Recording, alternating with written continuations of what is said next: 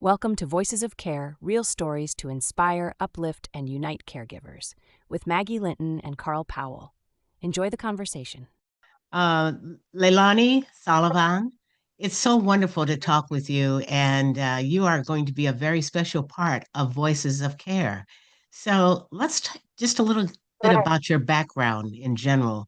And, I'm assuming I shouldn't maybe assume that you're living in Hawaii right now, but who knows? Yeah, well, thank you, Maggie. Yeah, I'm born and raised in Hawaii. I'm the youngest of seven. My dad was actually born in Hawaii, but they went back to the Philippines where he met my mom in elementary school. So Oh, yeah, they've known each other since, they were in grade school. Um, but being the youngest of seven, having a large family is just a blessing because you have each other growing up. And I don't brag about my family, but I do in a way. I love that that we're close and we have that love for one another. Um, and just being, growing up in a loving household, it helps with that. And, I say that because what I do right now is so important. I help people or seniors with Medicare, especially seniors. And every time I meet with my clients, they remind me of my parents. So, you just want to do the right thing for them and make sure that they're taken care of, especially because they're so vulnerable. A lot of people take advantage of the fact that they don't understand a lot of technology or information that's out there. I'd like to think that I'm their advocate to help them, navigate through their healthcare needs. oh, so in a sense, your growing up led you to your career Yeah. because of the concern that generations have shown for each other then. Yes. Yeah. Yeah. All right, go ahead. I didn't know that I was, it I used to work for the federal government. And when we went through the shutdown, and this was back in 2013, 14, uh, it forced me to look at other options. My boyfriend at the time, now my husband, suggested that I talk to his brother-in-law, who's the owner of the agency I work for. um, when I went to my first appointment, it that was my aha moment, because it made me realize that this is what I want to do. And so I shifted from IT with the federal government to helping kupuna and seniors on island and in the community. To learn more about, because IT runs the world now, whether we like it or not, and many of us Exactly. don't like it, because we remember when we used to have our little pieces of paper and wrote down everything. But Yeah. you having that knowledge, like you said, it can help ease the burden of so many seniors who may not have family to depend on. Yeah. Yeah. That I I look forward to, right now it's annual enrollment, so they look forward to talking to me. Sometimes they don't have family, and they, instead of meeting on Zoom or on the phone, they prefer in-person appointments. So they want to make you coffee, they want to sit down and have pastries with you. So yeah, I mean, I love what I do. Um, I'm very blessed and very grateful that I do what I do to help Yeah. seniors. What made you want to be part of Voices of Care? When Carl reached out to me, and this will it tugs on my heartstrings, and my parents are no longer here, and so I just wanted to share and maybe inspire some people um, who are the caregivers and who take care of their parents or their grandparents, their loved ones, because those are the moments that although it can get frustrating, those are the times that you should embrace. And I'm sorry, Maggie. I always get No, emotional when it comes to this. no, I understand because my parents are gone. And Mhm. to be able to have been the person who was there for them when my sister, who acted like they had were already dead and didn't want to be bothered, and all of it turned into me. And I was glad I was there. So I totally understand. Yeah. And when I look back, there are times when, it was my busy season and I would rush in to go, prepare their food. And then I'm on the phone and on my computer when I should have spent that time with them since I was there.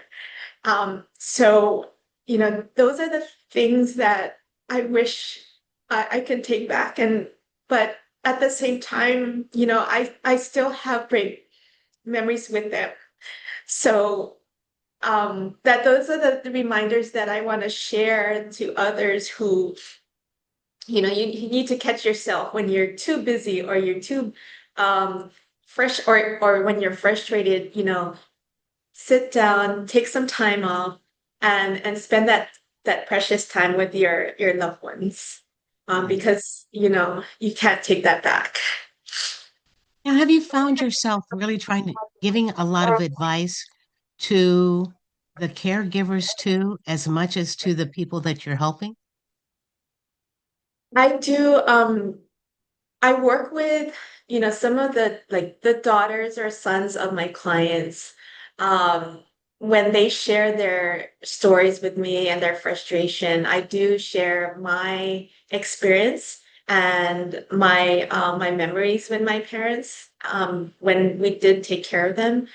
And I mentioned how I have a large family, and it's such a blessing to have a large family because we took turns taking care of mom and dad. I meet people who are like the only child or the only caregiver, and they have siblings in other states, so they cannot help. And I, it made me realize, like, wow, you have the superpower because you're doing this all on your own, and you still have the patience to take care of, your loved one. I give it to them. Like, wow, that's just amazing, and it's inspiring because it's hard work. And you just have to remind them that, yes, we are here for you if you need me to help you navigate through whatever it is. And in my case, I help them with their medical insurance. So, there are resources out there that we should remind them that this is not all on them, to lean on other people. Right. That they don't have to walk the path alone. Yes, exactly. Yeah. And you know what? You are blessed because, like you said, you have brothers and sisters who are there to help you. And I'm sure that they've probably reached out and helped other members of the family, married, whatever, that are also in need. And it's just part of your family of giving. Yeah. And just whenever I don't know how people see our family, until we're reminded of how blessed we are to have one another. So we do carry on that caregiving spirit to whoever we meet. And it's hard to explain, but it's one of those things where you just have that feeling like, and people reach out to us, to see, how can we make this better, or, how can we streamline this process, or whatever it is they're reaching out for guidance. Mhm. And then we're happy to be there to share that with It them. sounds like you married into a good family too, though. Yes. Yeah, my husband is he's amazing. He's very supportive. Um they're smaller family, but yeah, very loving family too. Yeah, I was going to say many families are smaller than yours. Because by the time you get through the cousins and everybody else, you got a big family, don't you? Yes, yeah, Yeah. exactly. I mean, that's just Hawaii. We have, I call some of my clients aunties and uncles, even though they're not really my uncles and aunties. Yeah. Well, I understand that because I grew up in a small town and my parents were the only members of our family who lived in that town. So all of my aunts and uncles, quote unquote aunts and uncles, Yeah. were from the town that we lived in, but they weren't blood relatives, but they became the people that we could depend on, the people that we loved, the people that loved us. Yes. Yeah. And it's just a beautiful thing to have that community of people who share the same vision and just the love and support that you have just around you. Right. Okay, so you're working with your family, and if there are any, say, two or three things that you would be able to tell someone that give them the opportunity, what would you set them down and tell them if they were getting ready to go into the role of caretaker? Um, I would first remind them that this is the time that you can embrace. Like I said, that was one of the things that I regret, not spending that precious time. Even though it can be frustrating, it might be the last months or days with your loved ones. So embrace that precious time with them. And secondly, there are resources out there, and I'm happy to be part of that, circle of advocates to help caregivers. Some people don't know where to turn or who to reach out to. So there are, nonprofit organizations. There's the state programs and federal programs that can help them with resources and reach out to people who went through that process of caregiving. So friends and family, and myself. I'm your friend. I can help you with that transition too. But definitely, some people think that they're in it on themselves, helping or taking on that role as a caregiver.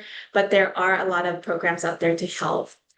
Uh, and I want to finish it off by saying that, um, you know, caregivers have superpowers. And like I mentioned earlier, I spread that responsibility with my brothers and sister. I can't even imagine having one person doing it on their own. So just know that you are special and that you have a team of um, people who can help you. So you're not in on this alone. Okay. Now, how excited are you to finally get writing and tell your story, though, too? Well, I mean, I'm excited and nervous at the same time, Maggie. So it would be a great experience. Yeah. Yeah, I'm happy to be part of it. No judgment, my dear. No judgment at all. Just applause for you because that's what you, without even leaving your house, you're going to be able to help thousands, maybe millions. That's what a book does. Yeah. Well, I'm happy to be part of this special endeavor. Well, thank you. Well, listen, thank you so much for joining us. And Leilani, what's the name of your organization so that people will be able to get in touch with you should they need to? I work for Premier Benefit Consultants. It's an independent broker that help people with Medicare insurance. Okay, so it's Premier Benefit Consultants. Yes. All right, super. Thank you, Leilani. Have a Thank you, blessed Maggie. rest of week. You too. Mahalo. Mahalo. I work for Premier Benefit Consultants. It's an independent broker that help people with Medicare insurance.